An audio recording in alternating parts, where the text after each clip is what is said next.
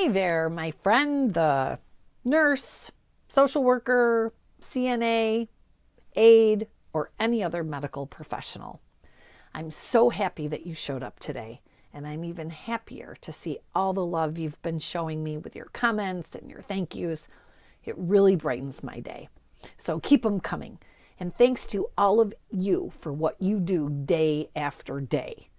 It looks like I'm helping so many of you, and that's my goal. So thank you for your kind words and your comments. My name is Debra, and I have taught the highest level courses for the Alzheimer's Association for several years. I've taken every course I could find regarding Alzheimer's and dementia and cognitive impairment. I've worked with hundreds of care communities, providing guidance and training and tips and strategies. Over the course of my 15 plus years in dementia experience, I've tested all sorts of techniques, and that's why I share the winners with you. I want to save you the headaches and the letdowns, and I want to save you precious time, and I want to help you actually enjoy your work and the time that you spend with your residents and your patients. I believe that when you have a gift or a talent, it is your obligation to share your knowledge with others. Dementia is my passion. It's my life's purpose. My mother had Alzheimer's for nearly 20 years, so I've experienced the professional and the professional side of dementia caregiving. Combining all of my years of education, career, and personal experiences has brought me here to you, the medical professional. The need for dementia advice and guidance is rampant. It's systemic. So once again, I'm so glad that you're here. The fact that you are means that you want to learn how to develop the skills needed to care for someone with neurodegeneration. And it does take skill. So let's work on those skills. Are you ready? All right, here we go. When a person with neurodegeneration is having a behavior, they are really having a reaction to something that is unpleasant. When we experience something that we don't like, we have an emotion or a feeling about it. A behavior is caused by a feeling. If we can learn how to tune into those feelings, I mean really tune in, we can reduce behaviors significantly. We do this by comforting. So comfort, what does comfort mean? To be comforted. Comfort is a state of physical ease, the easing or alleviating of a person's feeling of grief or distress. So, when you are comforting someone, it could be for many reasons. They may be frustrated, crying, or even verbally or violently lashing out, right? They may be asking to go home, which is something we cover in depth in my course, the Certified Master Dementia Strategist course. But you can get information on that at answersaboutalz.org. So check that out if you want to be in the top 5% of people specializing in dementia care. So the level of their distress can be really, really high or fairly low. Different reasons for giving comfort are going to be treated differently. So I'll pick a few different levels of emotion and we'll discuss them. There are also some role-playing videos that I have that show different techniques to use. So even if the title or situation isn't the same as your situation, you'll still get really great ideas and techniques from each of the role-playing videos. So watch them. Watch all of them. Let me tell you that comfort is communication. In order to comfort someone, you have to be able to communicate. Comforting and communication is way more than just words. Communication involves touch as well.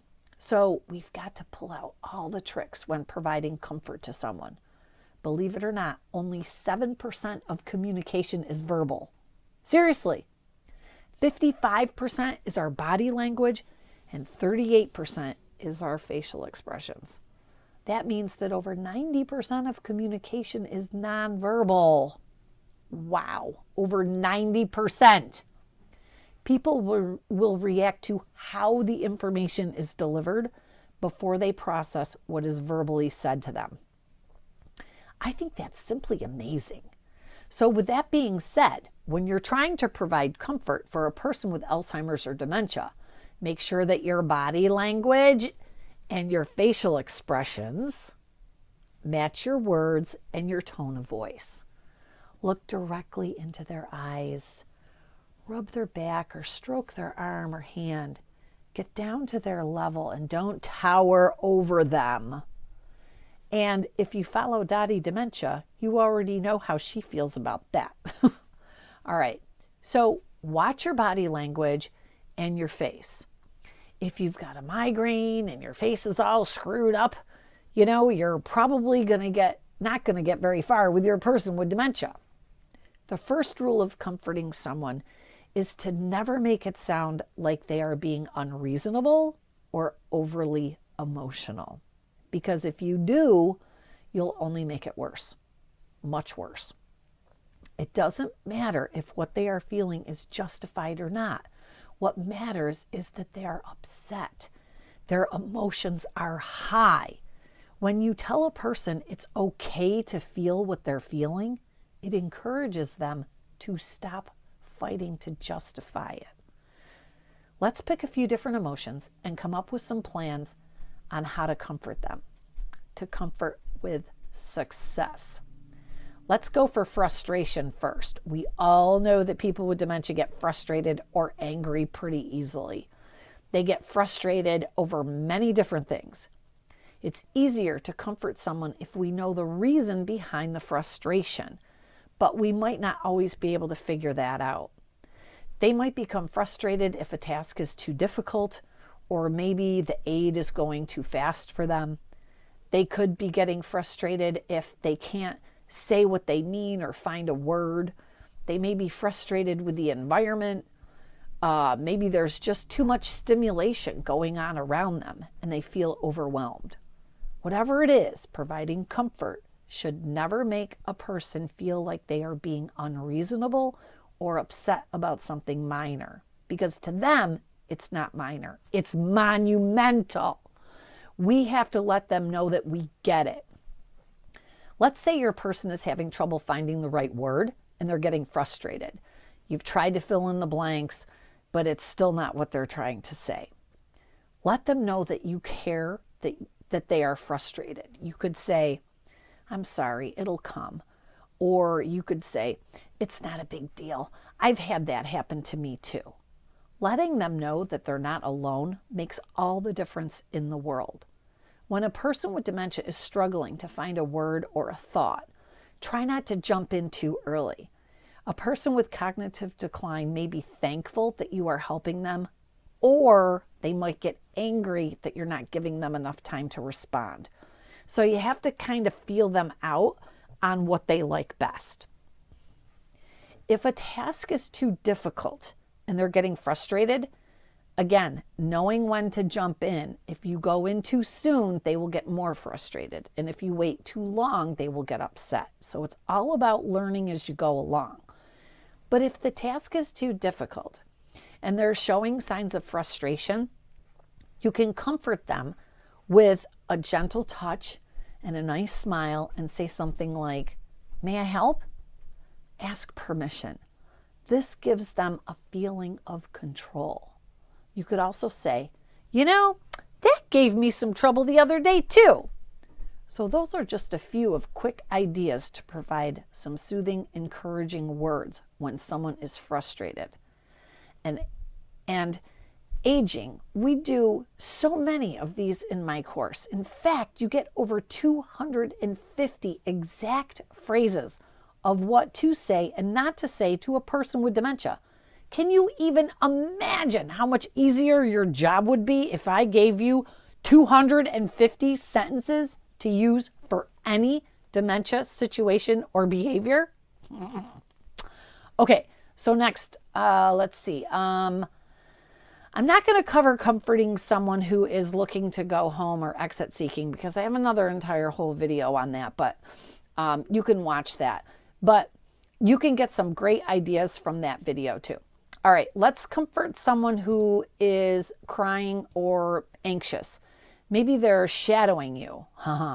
When you are attempting to comfort a person With dementia, try to transition or engage them into an activity. Caregivers don't give learning activity strategies the attention it deserves. I have a 3-part activity video that I swear should be the #1 watched video in my repertoire, but just saying, you gotta watch those.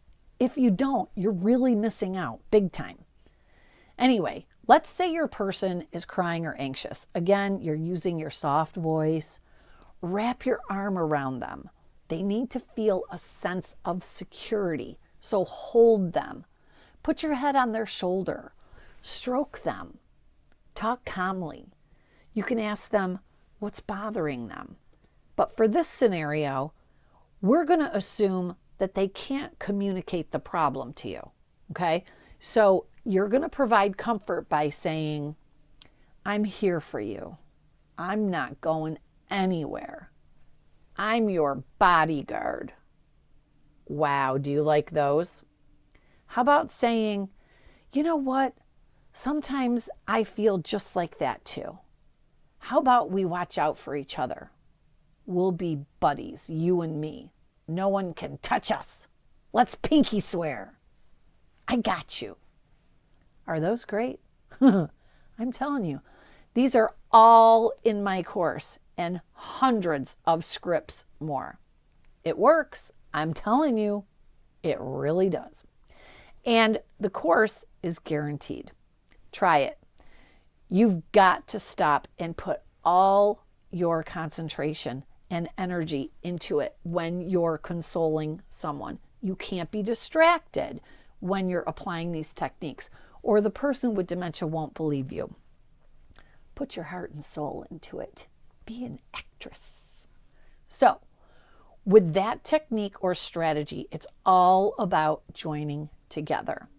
Buddies, friends. Don't we always feel more confident when we're surrounded by those who have our back?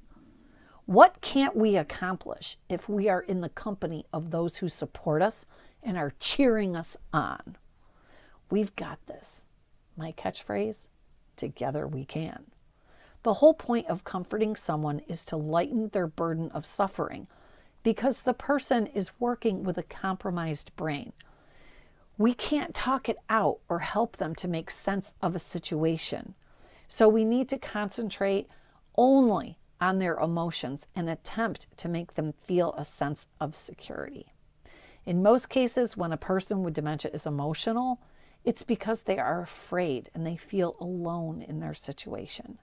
They can't find a way out on their own. It's up to us to build their confidence. It's up to us to provide a sense of safety. When you're comforting and you just really don't know what else to say, just say, I'm here for you. I love you. You can count on me. We've got this, and I'm here for you. I'm Debra Costu. It was fantastic seeing you today. Please make sure you subscribe. Share this channel with your coworkers. And when you hit that subscribe button, all it does is put our new videos into your feed when you open up YouTube. So hit subscribe and remember, together we can. Keep up the good work.